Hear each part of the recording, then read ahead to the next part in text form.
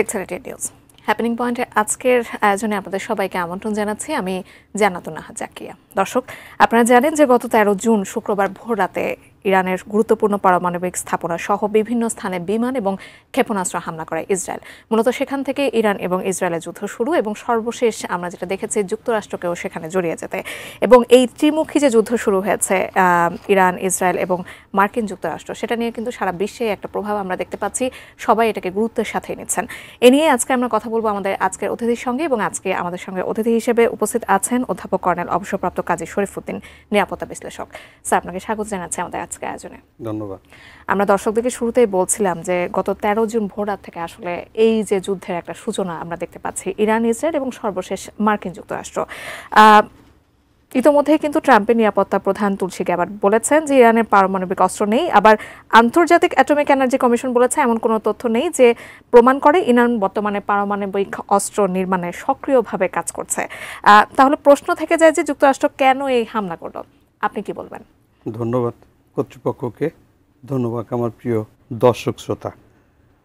নিরাপত্তা বিশ্লেষক হিসাবে এমন এক সময় আমি আলোচনা করছি সমগ্র বিশ্বের জনবল যখন নিরাপত্তাহীনতায় ভুগছে, ঠিক এই মুহূর্তে আমরা নিরাপত্তা নিয়ে আলোচনা করছি।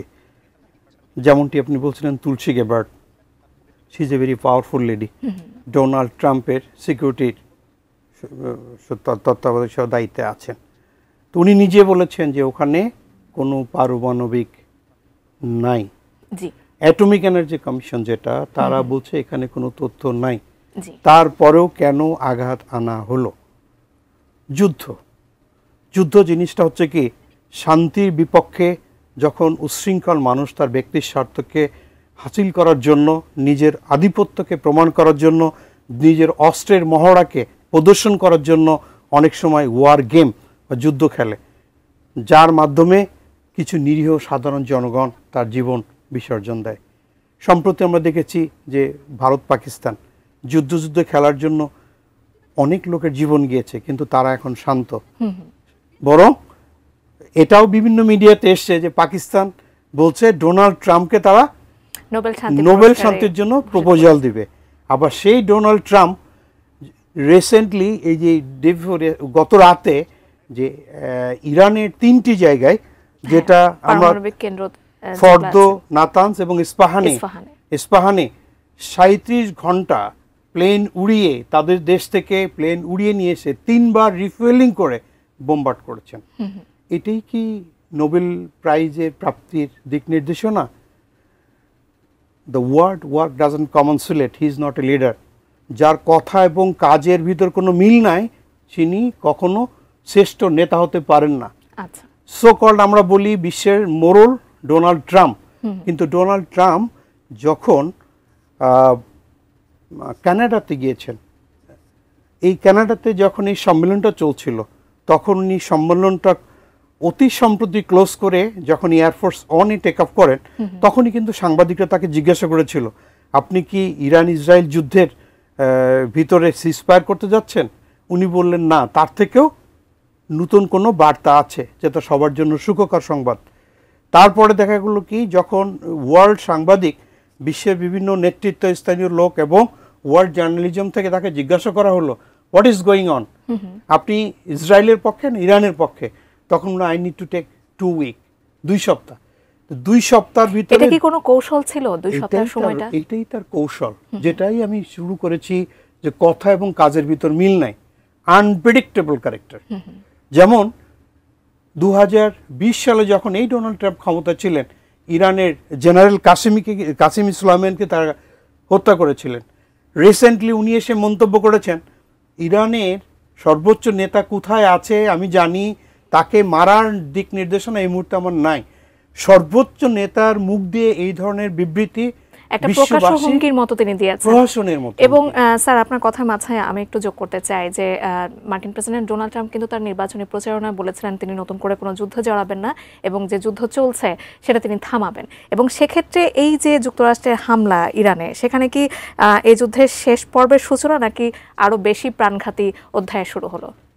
That's is very very important question. যখন আমরা গত এই যুদ্ধের কথা যখন বলি, আমাদের দৃশ্যপটে ভেসে ওঠে গত বিশ্বযুদ্ধ। এর আগে কিন্তু দুইবার সমগ্র বিশ্ববাসী এই নরক যন্ত্রণা ভোগ করেছে। তা যখন সেকেন্ড ওয়ার্ল্ড ওয়ারের কথাই বলি, সমগ্র বিশ্ব কিন্তু দুই ভাগে বিভক্ত হয়ে যায়।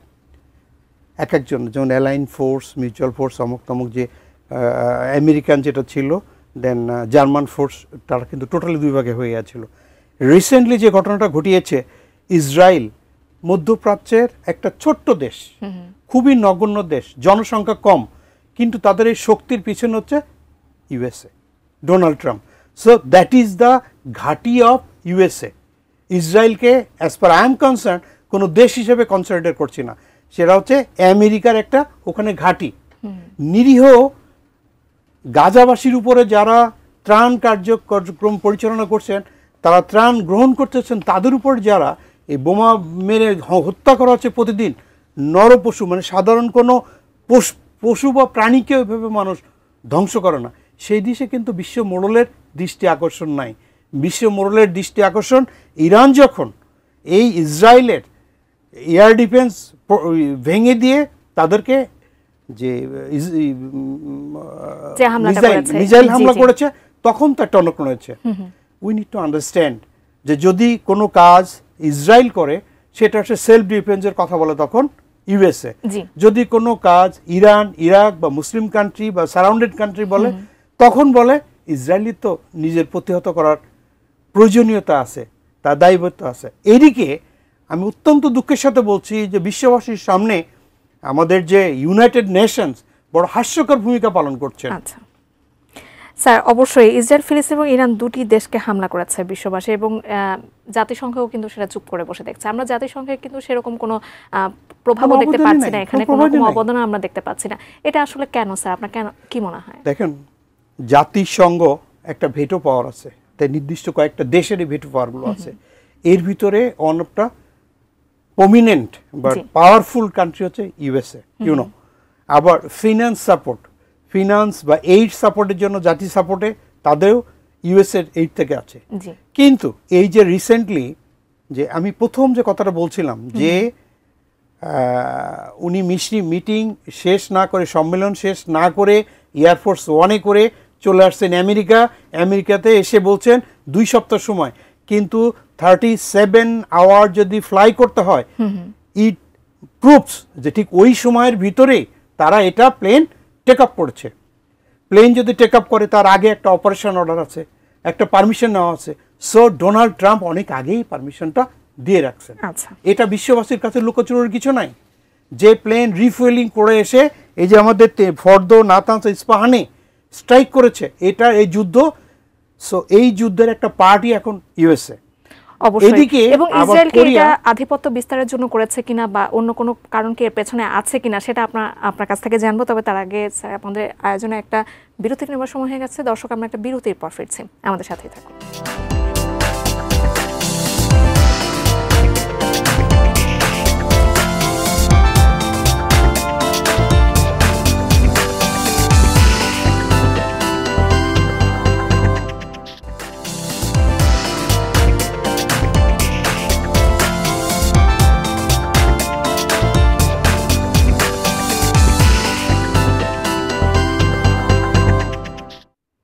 বিরতির পর আরও একবার আমন্ত্রণ জানাচ্ছি আমাদের আজকের হ্যাপেনিং পয়েন্টে, এবং আজকে আমরা কথা বলছিলাম ইরান, ইসরায়েল এবং সম্প্রতি যে মার্কিন যুক্তরাষ্ট্র এই যুদ্ধে জড়িয়ে গেছে সে প্রসঙ্গে আলোচনা করছিলাম আমাদের আজকের আয়োজনে। স্যার, আমরা বিরতিতে যাবার আগ মুহূর্তে তো নানামুখী কথা বলেছি এই যুদ্ধ নিয়ে। এখন যদি আপনার কাছে জানতে চাই যে ইরান ইসরায়েলের যুদ্ধ দীর্ঘায়িত হলে আসলে মধ্যপ্রাচ্যের প্রভাবটা কেমন পড়তে পারে, এবং সর্বশেষ যে মার্কিন যুক্তরাষ্ট্র সেখানে হামলা করলো, সেখানে ইরানের কাউন্টার অ্যাটাকটা কী হতে পারে? ধন্যবাদ। এই যুদ্ধ দীর্ঘায়িত হলে এর এফেক্ট করবে সমগ্র বিশ্ববাসীর উপরে, কারণ ইট উইল টার্ন আজ ইকোনমিক্যাল ওয়ার। আমরা জানি হরমুজ প্রণালী সেটা ইরানের সাথে আছে। বিফোর দ্যাট ডোনাল্ড ট্রাম্প যে অ্যাটাকটা করিয়েছেন, ইউএসএ যে অ্যাটাকটা করিয়েছে, উনি কিন্তু ডিপ্লোম্যাট, কূটনীতির কবর রচনা করেছেন। নিজে মুখে যত আইনের কথা বলেন, সমগ্র আইন উনি ব্রেক করেছেন। ইউএন চার্টার 7 যেটা, সেটা ভায়োলেট করেছেন। উনি অন্যান্য দেশের উপর দিয়ে এসে সরাসরি আক্রমণ করেছেন, যেটা সম্পূর্ণ ভায়োলেট করেছেন। এখন পৃথিবীতে যত বড় শক্তিশালী হোক না কেন, তার কাউন্টারকে কখনো ছোট করে দেখার কোনো স্কোপ নাই। আদারওয়াইজ ইরান শুধু একা না, সমগ্র বিশ্ববাসীর অনেকেই তার প্রতি বন্ধু আছে। যেমন ইরান, চীন, রাশিয়া, তাদের সঙ্গে একটা নৌবাহিনীর একটা চুক্তি আছে, তারা নিজের এক্সারসাইজ করে। আবার এটা নিয়ে রাশিয়া কিন্তু অলরেডি পুতিন বলেছে যে ইরান আমাদের একটা বিশিষ্ট বন্ধু, প্রয়োজন হলে আজকে একটা খবরে দেখলাম যে রাশিয়ার পররাষ্ট্রমন্ত্রী বলেছে প্রয়োজন হলে তাদের আমরা ওয়েপন সাপোর্ট দেব, এই যত প্রকার সাপোর্ট দেব। তুলসী গ্যাপার্ড বলছে যে ওখানে এই পরমাণু অস্ত্র নাই, ইরানের পারমাণবিক অস্ত্র নেই, সমগ্র বিশ্বের যে অ্যাটমিক এনার্জি কমিশনের প্রতিনিধি বলছে তা নাই, তারপরেও কেন করলো? এই যুদ্ধটাকে বাড়িয়ে দেওয়ার জন্য। এখন এই যে মধ্যপ্রাচ্যে 19টা ঘাঁটি আছে ইউএসের, এই 19টা ঘাঁটিতে 50,000 কিন্তু ইউএস সৈন্য আছে। ইরানের আয়াতুল্লাহ খামেনি যে কথাটা বলেছেন, ওই ঘাঁটির সৈন্যগুলো এবং বহরের উপরে আঘাত করার জন্য এখন বৈধ হয়ে গেছে ইরান, কারণ তার তো কাউন্টার যেতে হবে। তো যদি বৈধ হয়ে যায়, তার ফার্স্ট হচ্ছে হরমুজ প্রণালী, যেটা ইরানের অলরেডি সংসদে পাশ করে ফেলে দিচ্ছে। 33 কিলোমিটার, যেটাকে বলা হয় ওয়ার্ল্ডের রক্তনালী। আজকে তেলের দাম, এখানে আপনার আসার আগে আমি খবর দেখলাম, জানুয়ারির পরে আজকে হচ্ছে সর্বোচ্চ। হরমুজ প্রণালী যদি বন্ধ করা হয়, বন্ধ করার জন্য আমাদের এই অপরিশোধিত তেলের দাম ব্যারেল প্রতি $120 উপরে চলে যাবে, যার এফেক্ট পাবে সমগ্র বিশ্ববাসী। আমার থার্ড ওয়ার্ল্ড কান্ট্রি, বিশেষ করে বাংলাদেশ, পাকিস্তান, ভারত বা আমাদের এখানে যারা আছে, যারা এইখান থেকে ফুয়েল কারেকশন করি, তখন এটা আমাদের জন্য একটা ডেঞ্জারাস এবং ভয়াবহ টার্ন নেবে। তা আমাদের ইকোনমিক্যাল সেফটির জন্য কাউন্টার প্ল্যানে যেতে হবে, আমাদের এ ব্যাপারে এখন থেকেই সতর্ক হতে হবে। বাট ইরান বৈধভাবে যদি অ্যাটাক করে, কারণ তাদের উপরে আগে অ্যাটাক করেছে ইসরায়েলকে কাউন্টার অ্যাটাক করছে, এখন অ্যাটাক করেছে তাদের উপরে ইউএসএ। তো সেই সকল খারই খারক, কিন্তু সকল খারক খার নয়, সে ধরনের হচ্ছে। যখন ইরান অ্যাটাক করে তখন এটা বৈধ না, যখন আমেরিকা অ্যাটাক করে তখন এটা বৈধ হচ্ছে। এটা সম্পূর্ণ Israel, it is the mad cow or mad dog for USA. US ওখান থেকে যেটা বলে, এই ছোট্ট একটি রাষ্ট্র, যেটা আমাদের চট্টগ্রাম বিভাগ থেকেও ছোট, তারা কারিগরির দিক দিয়ে সাপোর্ট পেয়ে এয়ার ডিফেন্স এস্টাবলিশ করে বিশ্বের উপর ছড়িয়ে করাতে চিন্তা ভাবনা করছিল। But it is not.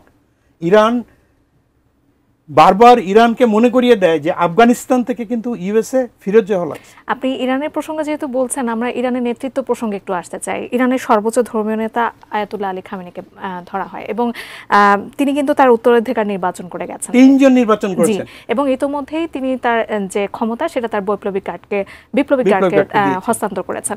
এই যে সামগ্রিক একটা অবস্থা আমরা দেখতে পাচ্ছি, সেখানে ইরানের সরকার যদি পতন হয়, সেক্ষেত্রে কি হবে? দেখুন, এটা কয়েকটা জিনিস আছে। একটা জিনিস হচ্ছে কি, দুইটা প্রতিবেশীর মাঝখানে যখন প্রতিবেশীর ভিতরে ভাই ভাইয়ের ভিতর দ্বন্দ্ব থাকতে পারে, ভাই বোনের ভিতর দ্বন্দ্ব থাকতে হবে, যখন অন্য কোনো প্রতিবেশী এসে আমার ফ্যামিলির কাউকে আঘাত করবে, তখন কিন্তু দ্বন্দ্বটা থাকে না। তা ইরানের রেজা শাহ পাহলভির ছেলে সোপার বিভিন্ন মিডিয়াতে দেখতে পাচ্ছে যে ইসরায়েলের গিয়ে বেনিয়ামিন নেতানিয়াহুর পাশে বসে আছে, কিন্তু এখন ইরান পুরা ইউনাইটেড হয়ে গেছে। আজকে রাজপথে তেহরানে পুরা মিছিল দিয়েছে যে আমরা সমগ্র মর্যাদা চাই, ইউএসকে নিয়ে তারা নট অ্যাট অল বদার্ড। এদিকে আমাদের যে কোরিয়া, ওখান থেকে কি বলছে, ইসরায়েল এই পশ্চিমা বিশ্বের জন্য একটা ক্যান্সার। সো এটা স্পিক্স যে দুইটা মেরুকরণ হচ্ছে। যদি দুইটা মেরুকরণ হয়, তাহলে কিন্তু থার্ড ওয়ার্ল্ড ওয়ার সমাগত হতে পারে। থার্ড ওয়ার্ল্ড ওয়ার সমাগতর আগে হচ্ছে কি, ওয়ার হচ্ছে প্রক্সি ওয়ার, ওয়ার হচ্ছে ইকোনমিক ওয়ার, ওয়ার হচ্ছে রিয়েল ওয়ার হচ্ছে আপনার পলিটিক্যাল ওয়ার, সব কিছু মিলিয়ে। তো পলিটিক্যাল ওয়ারে ইরান এখন উইন করছে, কারণ যেহেতু আমেরিকা আসছে, তাদের সমগ্র পলিটিক্যাল দল মত নির্বিশেষে, যেমনটি কয়েকদিন আগে পাকিস্তান এবং ভারত যুদ্ধ হয়েছিল, ওই রাহুল গান্ধী মোদিকে সাপোর্ট দিয়েছিল, পাকিস্তানের আবার প্রেসিডেন্ট বা বিরোধী যারা ছিল সব সাপোর্ট দিয়েছিল। ঠিক এমনি করে ইউএসএ যখন স্ট্রাইক করছে, ইরানের রাজনৈতিক যত মতাদর্শ সব এখন ইরানের সাথে একমত। এবং যখন সর্বোচ্চ ধর্মীয় নেতা কালকে তার প্রতিনিধি নির্বাচন করেছেন, তার ক্ষমতা হস্তান্তর করেছেন, তারা এখন উৎফুল্লিত। আচ্ছা, আমরা একটু কূটনৈতিক সম্ভাবনার কথা বলতে চাই। অনেকেই কিন্তু একটা সম্ভাবনা দেখতে পাচ্ছেন কূটনৈতিকভাবে যদি এই যুদ্ধের একটা অবসান করা যায়, এবং সর্বশেষ তুরস্কের সংবাদ মাধ্যম তথ্য অনুযায়ী আরব দেশগুলোর যে পররাষ্ট্রমন্ত্রীরা আছেন তারা শুক্রবারের সন্ধ্যায় ইস্তাম্বুলে কিন্তু বৈঠক করেছেন, এবং এই বৈঠকের মূল বিষয় ছিল ইরান ইসরায়েল যুদ্ধ। এই বৈঠককে কেন্দ্র করে আরব যে প্রতিনিধিরা আছে তাদের কোনো প্রভাবকে আপনি এই যুদ্ধে এখানে দেখতে পারেন কিনা, আপনার কি মনে হয়? এবং এছাড়াও আমি আরেকটু যোগ করি যে মার্কিন পররাষ্ট্রমন্ত্রী মার্কো রুবিও ইতিমধ্যে চীনকে এগিয়ে আসার জন্য বলেছেন যে হরমুজ প্রণালীটা বন্ধ করা হয়েছে। সেই প্রসঙ্গে আপনার মতামত জানতে চাই। গুড, আপনার লাস্ট কোশ্চেন। মার্কিন পররাষ্ট্রমন্ত্রী চীনকে বলেছে হরমুজ প্রণালী, রক্তনালীকে যখন ব্লক করছে তখন হৃৎপিণ্ডের উপর আঘাত আসছে।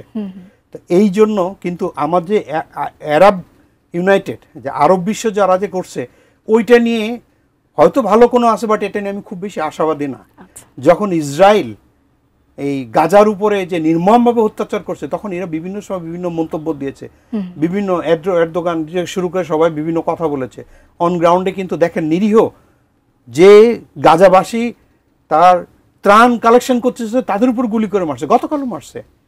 এটা ইসরায়েলের যে একটা যুদ্ধবাজ জাতি, ইসরায়েলের নেতা যে বেনিয়ামিন নেতানিয়াহু, যে সে উপর থেকে পাওয়ার পেয়ে নিজেরকে ধড়াকে সরাগ্রান্স করছে। আবার ইসরায়েলের যে প্রাক্তন প্রধানমন্ত্রী সে কিন্তু ডেড এগেইনস্ট এগেন, বলছে নেতানিয়াহু আমার দেশটাকে ধ্বংস করে দিচ্ছে। তা এই দৃষ্টিকোণ থেকে পলিটিক্যাল গেইন হয়েছে ইরানের। আর মধ্যস্থতার ক্ষেত্রে কয়েকদিন আগেও কিন্তু ওয়াইসির মিশন বসছে, তারপর পরে কিন্তু যুদ্ধটা হয়েছে। আজকে কিন্তু ইরানের যে পররাষ্ট্রমন্ত্রী উনি গিয়েছেন রাশিয়ার পুতিনের সঙ্গে দেখা করতে। দিস ইজ পজিটিভ নিউজ যে আমেরিকান পররাষ্ট্রমন্ত্রী বলছে চীনকে যে ওটা তুমি রক্ষা করো। দিস ইজ পজিটিভ নিউজ, এইটা দিয়ে হবে। কিন্তু কোনো প্রতিঘাত যদি নিজেকে শান্ত করতে হয় দেন মিউচুয়াল রেসপেক্ট লাগবে। প্রত্যেকটা রাষ্ট্রের প্রতি একটা শ্রদ্ধাপূর্ণ। স্যার, আরব দেশগুলোর ভূমিকা প্রসঙ্গে জানতে চাই। আরব দেশগুলো কখনো কখনো কোনো মিডিয়া মুসলিম দেশগুলো কাউন্ট করছেন, কিন্তু এই যে ইসরায়েল যে প্যালেস্টাইন যুদ্ধ হলো এখানে কিন্তু মুসলিম টুসলিম বলেই কিন্তু আরো যুদ্ধটা জিয়ে রাখা হয়েছে, বরং ডাইভার্টেড করে একদিকে নিয়ে আসছে। এখন আমরা নীতির যুদ্ধ আর অনীতির যুদ্ধ বলবো, মুসলিম অমুসলিম যুদ্ধ আমি বলবো না। সেটাই আমরা দেখতে পাচ্ছি। জিওপলিটিক্সের দৃষ্টিকোণ থেকে আমেরিকার পাশে ইরানের পাশে যে রাষ্ট্রগুলো আছে এই রাষ্ট্রগুলো তাদের আকাশ সীমা অবৈধভাবে লঙ্ঘন করেছে ইসরায়েল। এই জন্য জাতিসংঘে তারা অলরেডি কেস ফাইল করেছে। আমেরিকা যে অবৈধভাবে এসে স্ট্রাইক করেছে অন্য রাষ্ট্রের উপরে জাতিসংঘের কাছে, জাতিসংঘ এই মুহূর্তে টোটালি গোপাল ভাঁড়ের ভূমিকা পালন করছে। স্যার, আমরা আমাদের আয়োজনে একেবারে শেষ পর্যায়ে চলে এসেছে এবং আমরা নানামুখী আলোচনা করছিলাম এই যুদ্ধ প্রসঙ্গে। একেবারে শেষে আপনার কাছে একটা প্রশ্ন রাখতে চাই, আপনি যদি এক লাইনে একটা উত্তর দেন যে বাংলাদেশের এখন কি করণীয়? দেখুন, এই মধ্যপ্রাচ্যে বাংলাদেশ থেকে প্রায় 35 থেকে 40 লক্ষ লোক চাকরি করে, তা আমাদের আর্নিং সোর্সের জন্য একটা বিরাট রেমিটেন্স আছে মধ্যপ্রাচ্য থেকে। এই মুহূর্তে আমাদের কৌশলী হতে হবে, কৌশলী হতে কোনো দিক নির্দেশনা ছাড়া, কারণ আমাদের দেশ যেহেতু বহির্বিশ্ব থেকে বিরাট একটা রেমিটেন্স আসে, সকলের সাথে সুসম্পর্ক বজায় রেখে যে আমাদের পররাষ্ট্রনীতি এবং ডিপ্লোমেট নীতিকে এস্টাবলিশ করতে হবে। আমাদের যারা এই দেশগুলোতে যারা যুদ্ধ চলছে অবস্থান করছে তাদের শান্তিপূর্ণভাবে দেশে ফিরিয়ে নিয়ে আসার ব্যবস্থা করতে হবে। আর ইকোনমি ওয়ার, যদি তেলের দাম বাড়ে, আমার বাংলাদেশ কিন্তু এর বাইরে না। তা তেল কিন্তু আমরা নিচ্ছি এই ব্লক থেকে, রাশিয়া থেকে যে আমরা তেল নেবো এটা নিয়ে আমাদের একটা স্যাংশন আছে।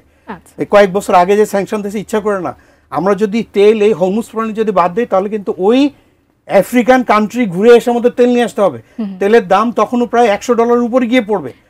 সেই দৃষ্টিকোণ থেকে ইকোনমিক্যালি আমাদের বাংলাদেশ পজিটিভলি চিন্তা ভাবনা করতে হবে, কনস্ট্রাকটিভ চিন্তা করতে হবে এবং ডিপ্লোমেটিক দিয়ে অসংখ্য ধন্যবাদ। সমগ্র বিশ্ববাসীর কাছে বাংলাদেশি হিসাবে আমরা যুদ্ধ চাই না, শান্তি চাই।